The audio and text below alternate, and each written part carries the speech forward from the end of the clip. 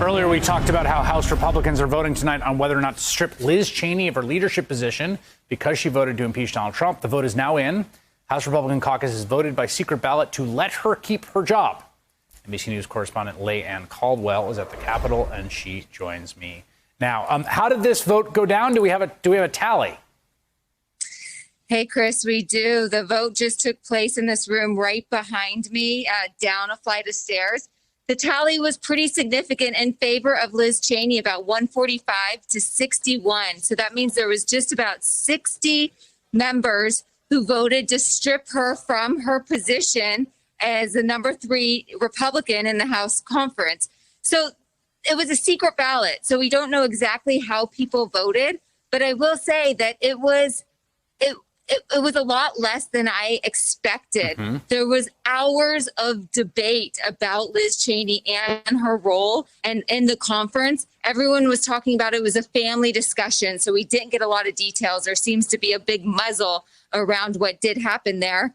But we do know that Marjorie Taylor Greene, who there was not a vote about her tonight, she did get up to speak. And there were some members who gave her a little bit of a standing ovation. She was well received, I am told.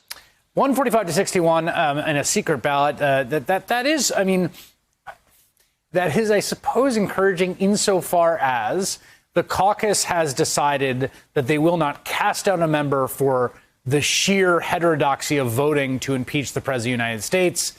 And that's a fairly wide margin, although deposing leadership is a big deal. I mean, if it had gone the other way, it would have been an enormous earthquake, right?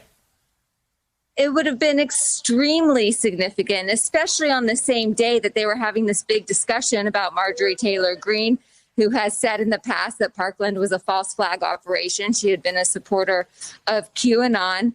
And McCarthy, earlier in the day, the Republican leader, had come out and said that he was not going to support stripping her of her committee assignments. So if the conference after that news then voted to strip Liz Cheney of her number 3 position, that would have been extremely significant and a very big signal to the country of what the Republican Party stands for.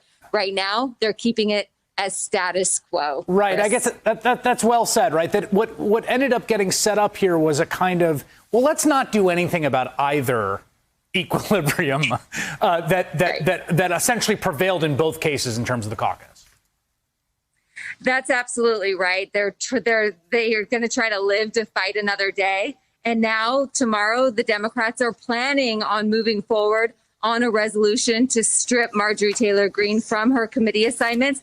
That is pretty unprecedented that one party would try to strip another party's members from committee assignments.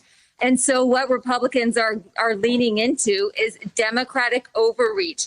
They are saying that they are, McCarthy in his statement said they are raising the temperature of partisanship and politics on Capitol Hill by Democrats forcing this vote. So it now looks like they're going to shift the focus and try to, I just keep hearing this term from Republican members over and over again. Democratic overreach. They think that the impeachment is Democratic overreach. They think that the thing that saves Republicans over and over again is overreaction from Democrats. And they're going to try to play into that tomorrow when the House takes this vote, because Republicans did not act regarding Marjorie Taylor Greene.